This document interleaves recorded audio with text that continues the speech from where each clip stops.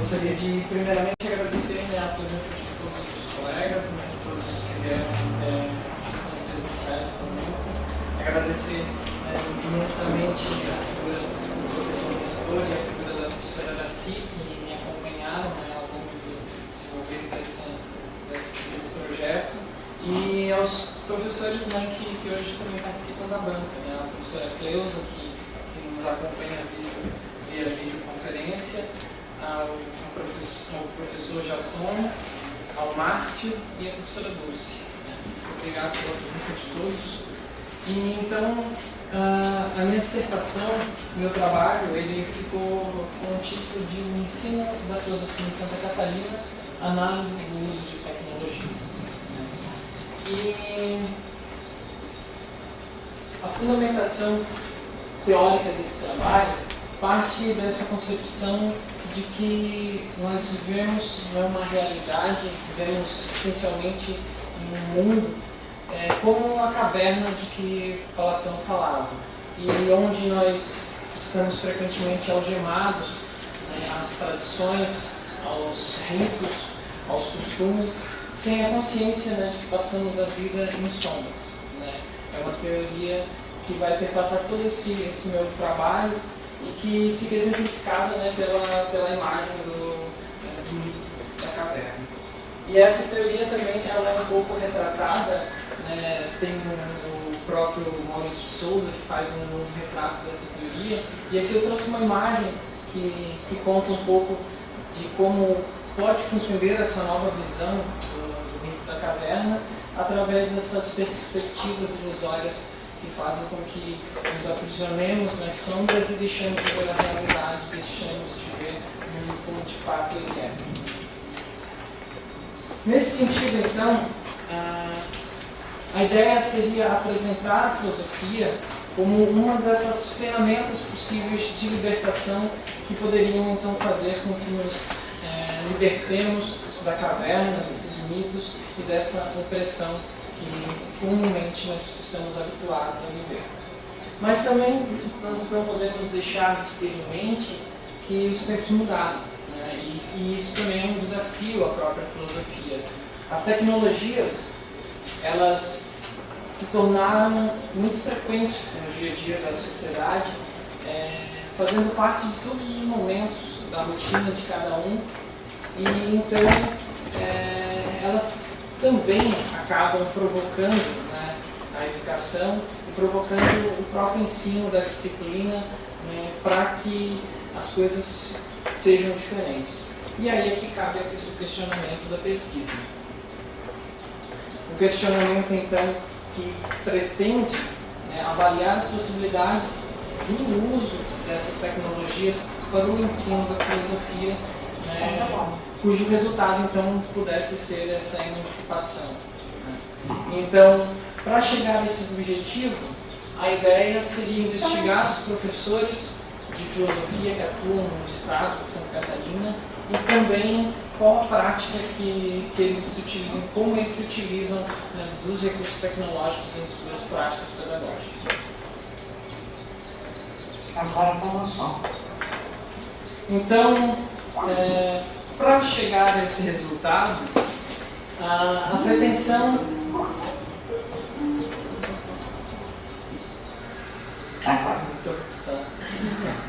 Faz parte. Essas são as tecnologias.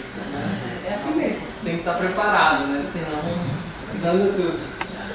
Então, a ideia, para se conseguir chegar a essa avaliação de como os professores de filosofia utilizam das tecnologias para o ensino da disciplina, então seria fazer, inicialmente, essa era a proposta da qualificação dos colegas que estavam presentes, que a gente realizasse uma pesquisa, então, em algumas escolas da Grande Florianópolis, ou seja, de São José, Palhoça e de Florianópolis.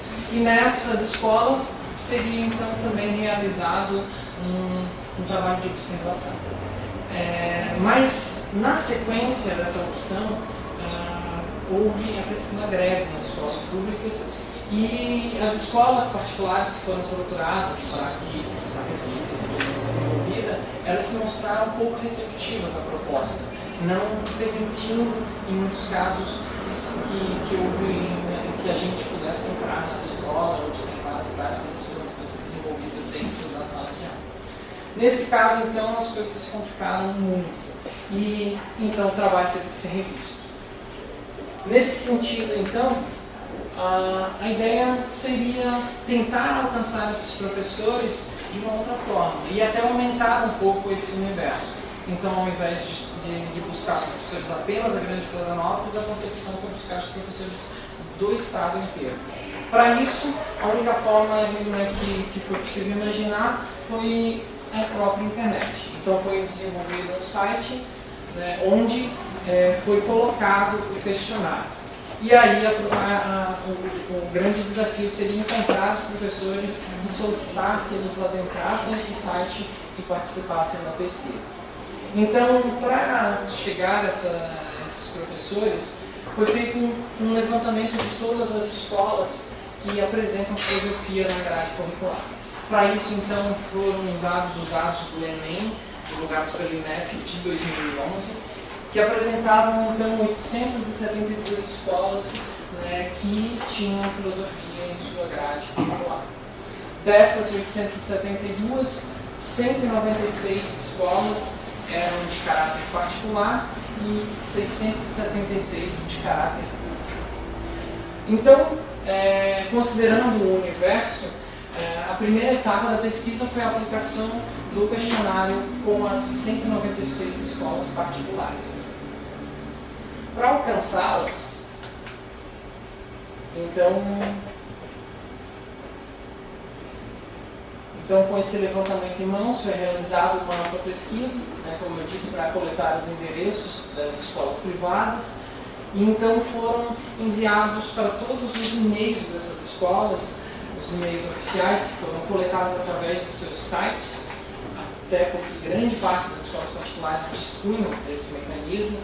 Então foi enviado um convite às escolas pedindo que fosse solicitado aos professores de filosofia que entrassem no site, que conhecessem a proposta que estava lá descrita e que então participassem através do questionário, que era bem breve também. Na sequência, foram enviadas 36 cartas para as escolas que não dispunham de sites, dentro dessas 196. Após algum tempo, foi feito um levantamento daquelas escolas que já haviam participado da pesquisa dentro de todo esse universo que foi enviado o convite. Então foram enviadas mais 90 cartas para as escolas que haviam recebido o convite apenas por e-mail, totalizando então todo esse montante de convites para a participação das escolas privadas. Com relação às públicas, o desafio era um pouco maior, já que o universo também era muito maior. 676 escolas.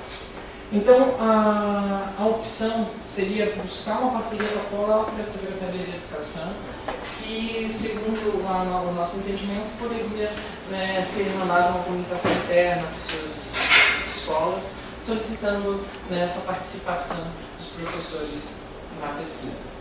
Foi feito, então, um contato com a Diretoria de Educação Básica da Secretaria de Educação, que preferiu encaminhar a solicitação para o LEFIS, que é o Laboratório Interdisciplinar de Ensino de Filosofia e Sociologia.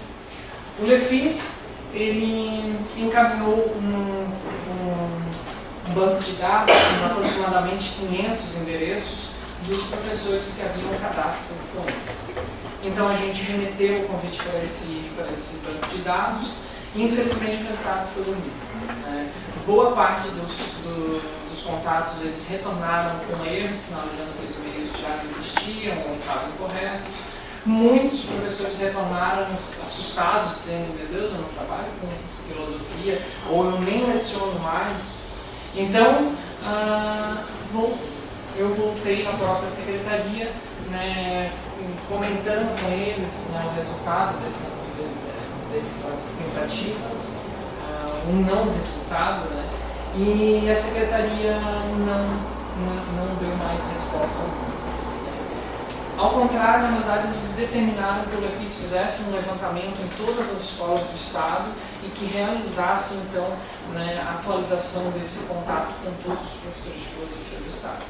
Aí, obviamente, é um serviço que demoraria muito. A coordenação do LEFIS, então, repassou que não seria mais possível, né, colaborar dada a situação. Nesse sentido, né, foi feita uma nova tentativa diretamente com as GERECs.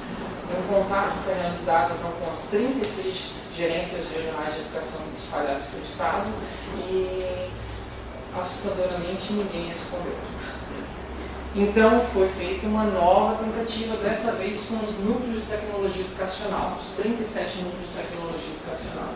Nesse caso, 2 núcleos responderam prontamente, repassando a pesquisa, os demais não responderam. O núcleo de Blumenau, né, se propôs a repassar desde que a gerência, né, de educação do local aprovasse. Foi feito um novo contato com a gerência não respondeu de novo, e aí foi repassado ao núcleo, e o núcleo, enfim, por conta própria solicitou, recebeu autorização e colaborou. Então foram 3 núcleos que ajudaram na proposta, de todos os 37. Como o objetivo era chegar a todos esses 676 escolas públicas, então foi proposto o envio de correspondências, já que praticamente todas as escolas públicas não tinham site, nenhuma foi encontrado site, mas todas tinham endereço postal. Então foi feita uma pesquisa, que não foi fácil, foi colocado todo o endereço postal dessas 676 escolas e foi enviado então, para todas elas um convite diretamente para o professor, encaminhado aos cuidados dos professores de filosofia, solicitando que eles entrassem no site, que conhecessem a proposta e que participassem. Enfim. O que assusta também nesse sentido, e é o que provoca um pouco também, é que na realidade a discussão seria em torno das tecnologias e acabou que se esbarrou numa situação em que as tecnologias não conseguiam chegar ao espaço da escola. E, aliás, a tecnologia mais moderna que chegou foi a correspondência. Que nem os telefones, para quem trabalha um pouco nesse sentido, sabe que nem os telefones funcionam, não são atendidos. As próprias correspondências, os e-mails, eles são muitas vezes encarados apenas como um canal de comunicação interno, e até por isso que na realidade eles desconsideram quando uma pessoa que está de fora tenta contato. E, enfim, é uma questão também a se criticar e a se levar em consideração dentro dessa proposta.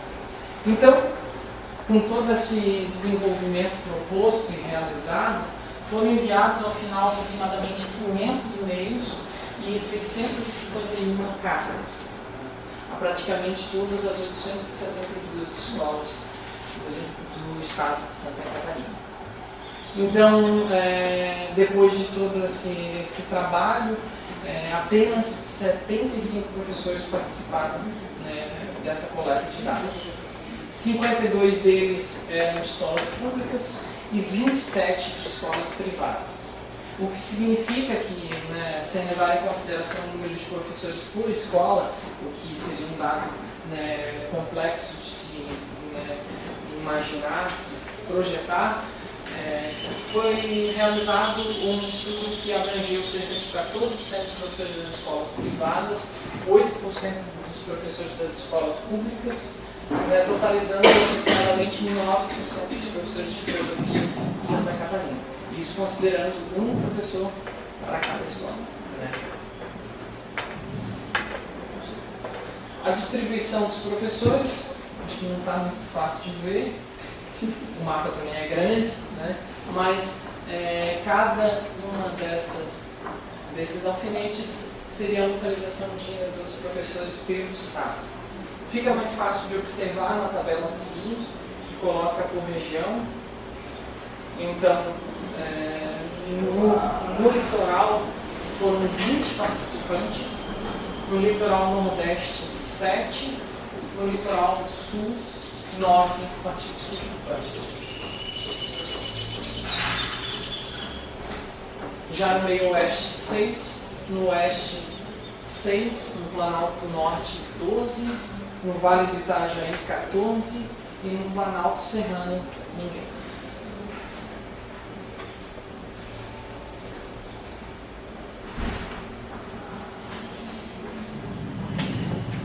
A pesquisa com esses 75 professores trouxe como conclusão principal a formação.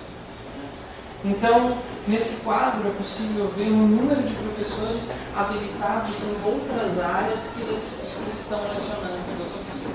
E o dado assustador é saber que tem áreas que não tem nada a ver com filosofia. Né?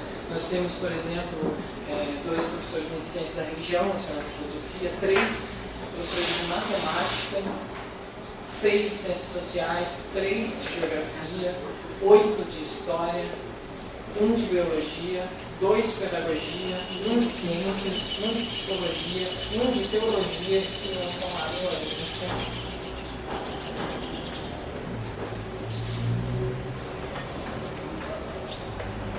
Então, desses 75 professores, 24 deles, né, que era aquela soma, 32% dos professores pesquisados não têm formação em filosofia. E muitos desses nem sequer apresentam formação em áreas afins à disciplina. Então, dos 68% restantes de professores habilitados em filosofia, outro dado que chamou bastante a atenção é a consideração de que 27% deles teve sua formação motivada pelo sacerdócio. Né?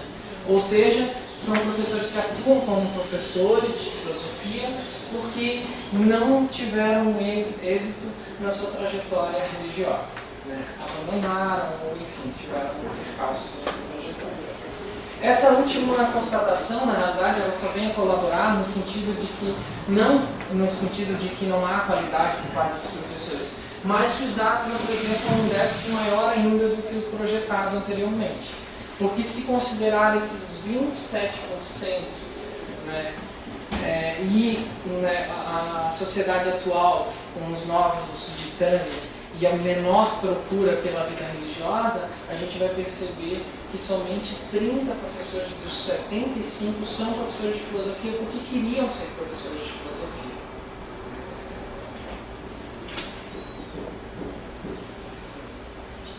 Com relação à formação, esse dado aponta que, apesar da formação em outras áreas, mas os professores até que são bem formados. Né? Nós temos a grande maioria dos professores com curso superior e pós-graduação, né? Mestrado, doutorado, também em atuação em filosofia pelo Estado.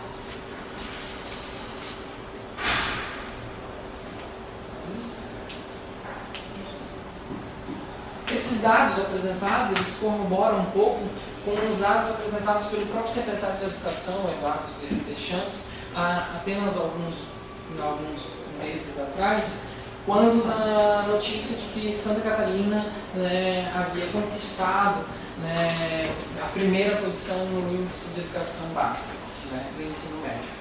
Então, foi feita uma entrevista na qual ele relatou que toda essa qualidade se dá pela formação dos professores e também pela motivação docente, e atitudes planejadas a longo prazo.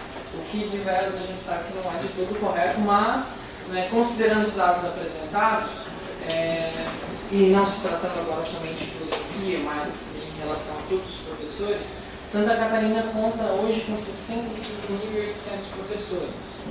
Destes, 22.000 são efetivos e 19.800 ACTs, contratados temporariamente. É um número bem grande.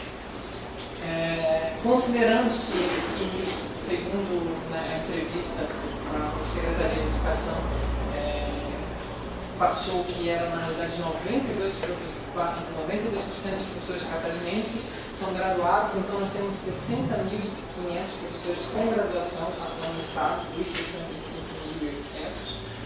Destes, 60% têm pós-graduação, ou seja, 36.300, mas ainda sobram nessas contas 5.300 professores que não têm nem habilitação para trabalhar na educação.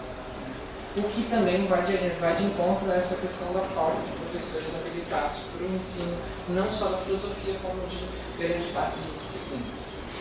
Aí, considerando que no último mês foi realizada a contratação, concurso público para a contratação de professores, com 2.000 vagas oferecidas, a gente pode concluir que daquele montante todo de 19.000 professores, 3% desses professores contratados temporariamente terão a oportunidade de se tornar professores efetivos. E, portanto, continuarão professores contratados temporariamente e eternamente, 17.800 professores pelo Estado. O que também é uma relação a se considerar, pensando que muito da qualidade das aulas, dos projetos pedagógicos, tem relação com esses projetos a longo prazo, o que não pode ser feito quando o professor é contratado por pouco tempo para atuar e logo não tem mais relação com aquela escola, com aquele público-alvo. Que também tem que ser levado em consideração também no sentido do ensino da filosofia. Então, especificamente com relação à filosofia, os parâmetros curriculares nacionais deixam bem claro que uma simples didática, mesmo a mais animada e aparentemente crítica, não é por si só filosófica. Não basta o talento do professor se não houver igualmente uma formação filosófica adequada e de preferência contínua. Então, é preciso professores habilitados e é preciso que esses professores habilitados também tenham atenção. E, nesse sentido, uma das grandes propostas, eu acho que o Estado deveria investir, seria o próprio Lefis, que organiza frequentemente formações, oficinas, para que esses professores de filosofia se encontrem e conversem entre si, troquem informações e conhecimento. Assusta também um dos dados que a pesquisa trouxe, que eu não coloquei na projeção, que se questionou os professores quem são seus interlocutores na prática do ensino. E a grande maioria relatou que os seus interlocutores comuns são os alunos.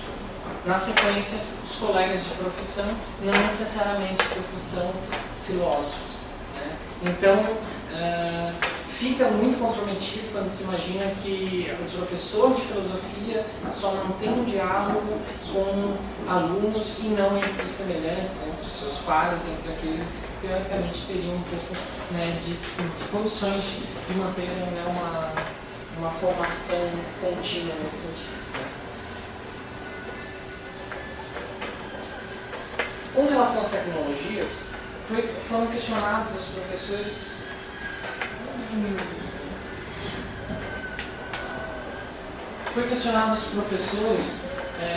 quais as tecnologias que eles mais achavam apropriadas para o ensino da filosofia ou que se utilizavam. E aí a primeira posição ficou para os filmes. 69 dos 75 professores acreditam que o filme é a chave para o ensino legal. A segunda posição ficou com os livros didáticos. A terceira posição ficou entre os debates em sala de aula e as aulas expositivas. Por último, as pesquisas na internet.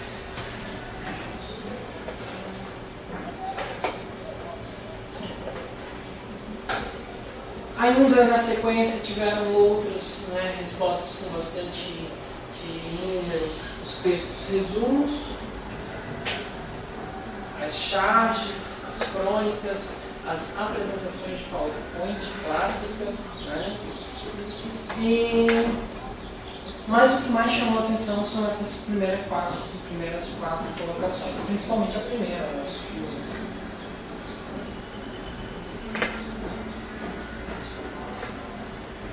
Dos professores pesquisados, 96%, quando perguntaram se as tecnologias ajudam, eles disseram sim, as tecnologias com certeza são aliadas à filosofia.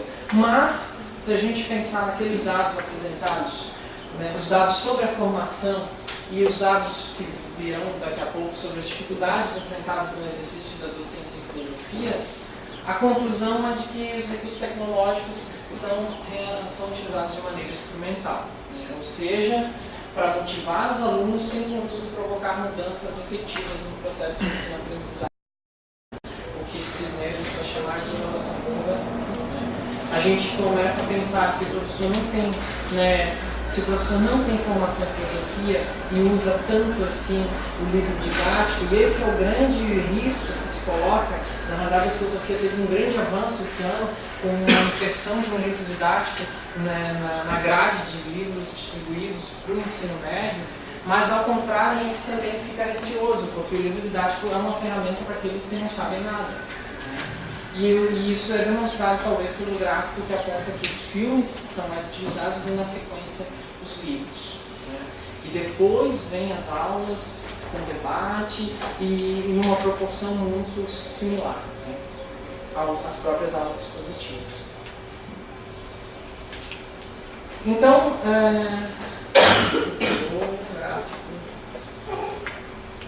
certo.